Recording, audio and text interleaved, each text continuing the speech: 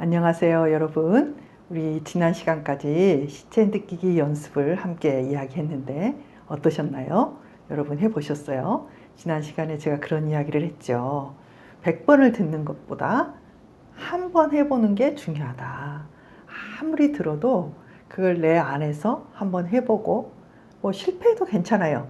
경험해보고 그것이 경험을 할 때 내 안에 인식으로 이렇게 더 깊이 남고요. 인식으로 남는 것은 내 뇌에 기록이 되고 깊이 기록되기 때문에 다음에 또 할 수 있는 충분한 효과를 가져올 수 있답니다. 그래서 연습하기, 많은 것을 듣는 게 중요한 게 아니라 한 개라도 실천해보고 연습하는 게 중요하다. 그런 이야기를 계속 드렸어요. 우리가 우리의 삶을 인생 초기에 다 패턴화 시키거든요. 그 패턴이 좋은 패턴이라면 괜찮아요. 그런데 분명히 그 속에 고쳐야 될 패턴이 있고 우리의 발목을 사로잡고 있는 그런 것들이 있단 말이죠. 그래서 그런 것들을 벗어나기 위해서는 끊임없는 연습만이 그것을 우리를 극복하게 한다. 이런 이야기를 지금 계속해서 하고 있어요. 자, 오늘은 이 챕터를 이제 총정리한다. 뭐 이런 생각이에요. 뭐냐면 주제가 호흡이거든요. 호흡인데 호흡에 대해서는 계속 이야기를 했죠. 근데 오늘 이제 호흡에 대한 이론적인 부분들을 한번 총정리를 하려고 해요. 우리는 하루에 24,000번의 호흡을 한다고 해요. 그래서 37,854리터의 공기를 마신대요. 그런데 운동이 얼마나 중요하냐면은 운동을 좀 열심히 하잖아요. 그러면은 이 양의 25배 정도의 공기를 들이마신대요. 그러니까 운동을 안 하고 그냥 앉아서 숨만 쉬면 그냥 이 정도의 공기를 들이마시는데 운동을 하면 2.5배가 아니라 25배의 그런 숨을 들이마시는 거예요. 그러니까 얼마나 중요하겠어요. 그런데 운동도 중요하지만 호흡의 양, 그 다음에 호흡하는 방식은 우리 신체 활동의 중심적인 역할을 한다. 이거예요. 뭐냐면은 우리는 아마 죽을 때까지 우리가 사망을 하는 그 순간까지 호흡이 계속되고 있어요. 그래서 우리는 이 호흡에 대해서 정말 더 깊이 생각해야 되고 이 모든 우리의 신체 활동, 우리의 정신의 중심에 호흡이 있다. 이렇게 생각하시면 돼요. 그래서 이 호흡은 세포의 성장, 근육의 질, 혈액의 흐름, 사고, 감정, 즉 정신적인 것과 정서적인 상태와도 밀접하게 관계가 있어요.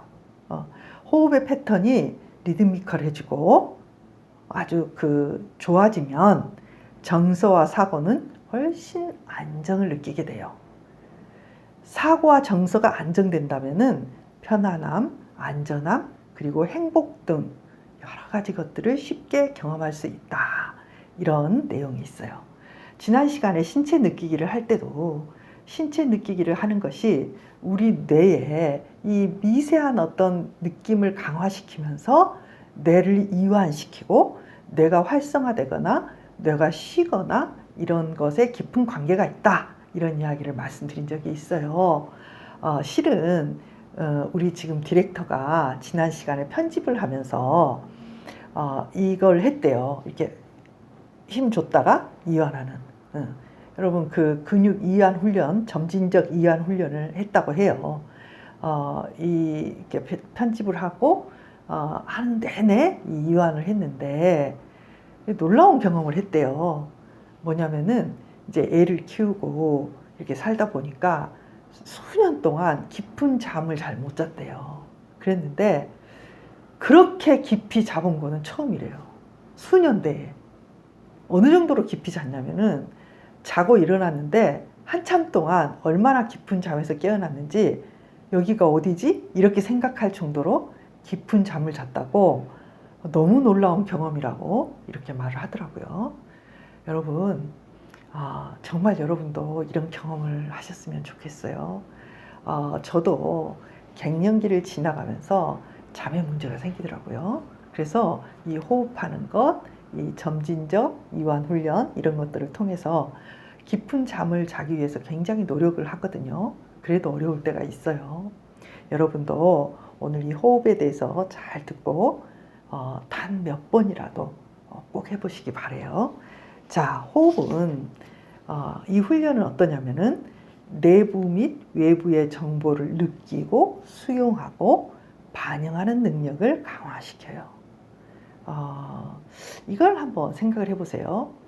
우리가 어린 아이들이 태어나잖아요. 그러면은 이 어린 아이들에게 TV 화면을 못 보게 해요. 왜냐하면은 TV 화면은 실제의 삶의 자극보다 TV 화면의 자극은 훨씬 강해요. 그래서 이 어린 아이들이 TV 화면에 빨리 노출이 되잖아요. 그럼 일상에 느리고 굉장히 작은 자극들을 느껴내는 능력이 저하돼요. 그래서 TV를 아주 어렸을 때는 못 보게 하는 거예요.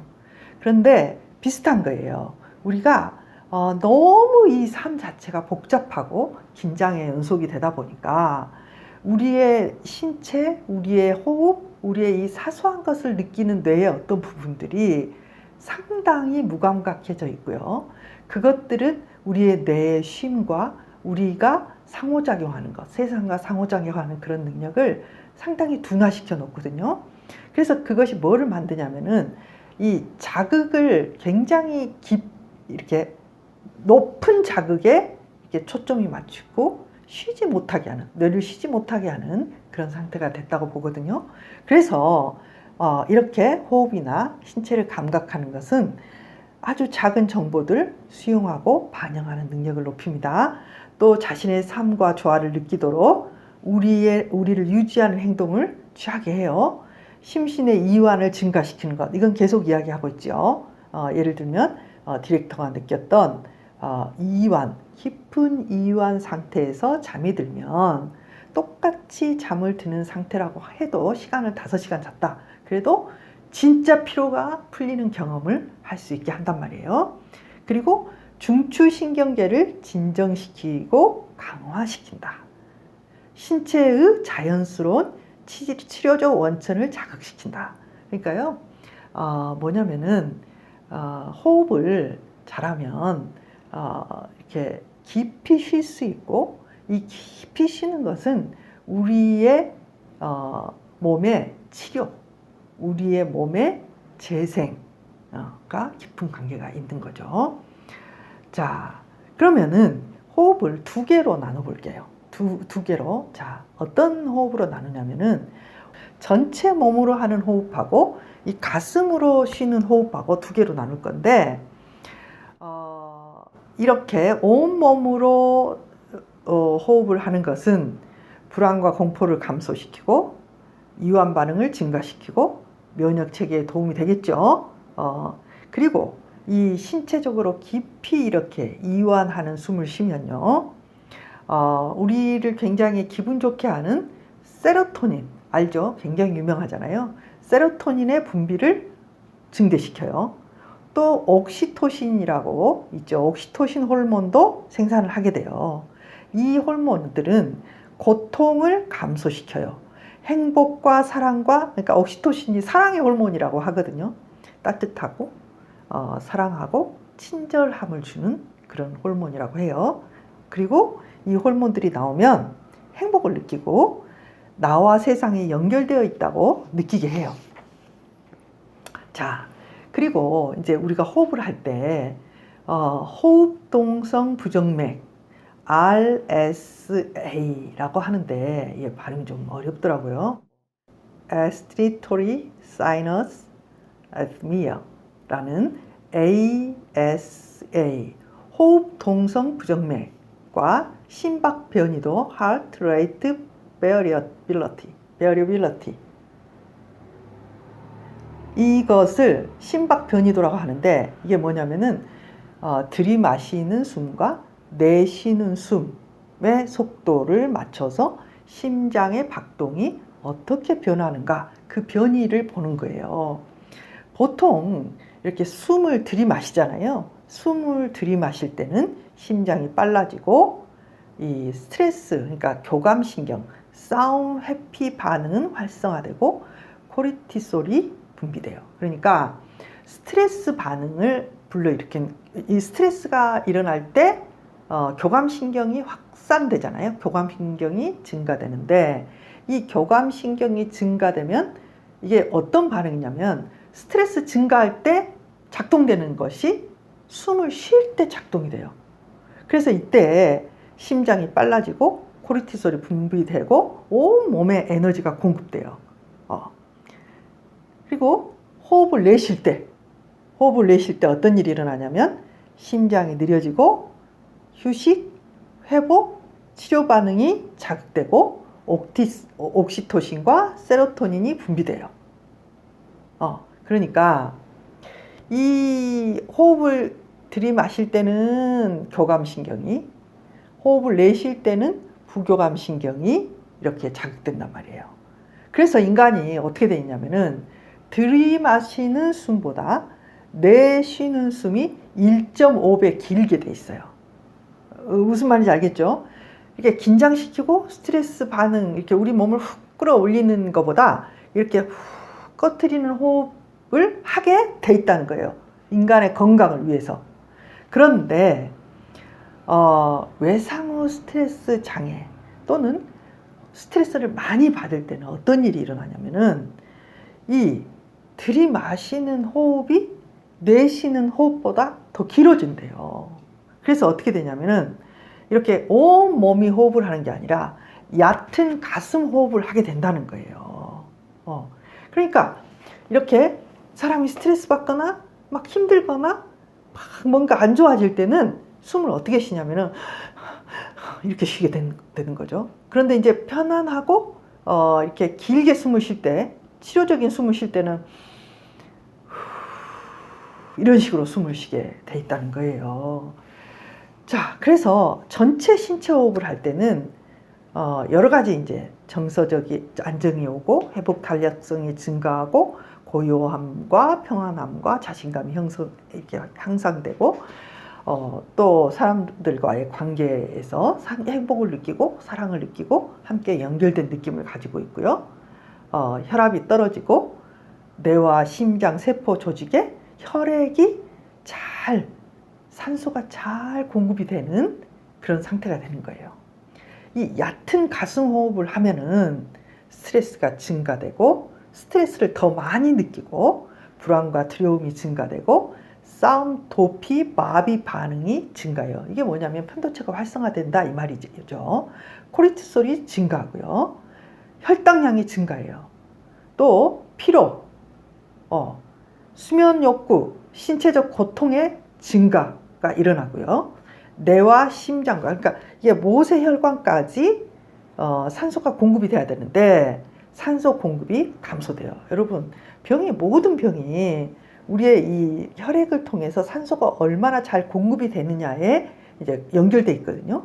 그런데 이 얕은 가슴 호흡을 하면은 이 우리의 이 모세혈관 끝까지 이 뇌까지 모든 부분에 산소의 공급, 산소의 이 연결이 덜 된다는 거죠. 스트레스 반응은 증가하고요. 혈압도 증가하고 그런 현상들이 나타난다고 해요.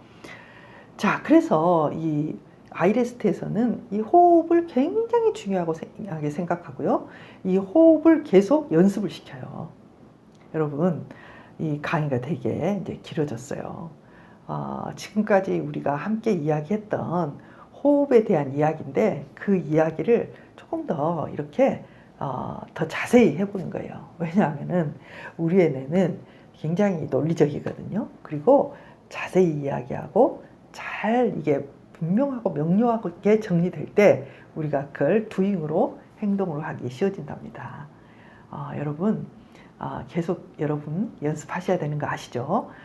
자, 4초 동안 들이마시고 4초 동안 멈추고 그 다음에 8초 동안 내쉬는 훈련 여러분 꼭 10번 이상 이 시간 강의 듣고 나서도 10번 이상 해보면 좋겠어요. 그리고 그렇게 하면서 여러분의 이 마음속에 또는 이 근육에 있던 긴장들이 이렇게 후 하면서 빠져나가는 훈련들을 오늘도 잊지 말고 해주시면 좋겠어요. 자, 다음 시간에도 한 번 더 마음 챙김, 호흡에 대해서 한 번 더 하고요. 그 다음 과로 넘어가기로 해요. 다음 주에 또 만나요.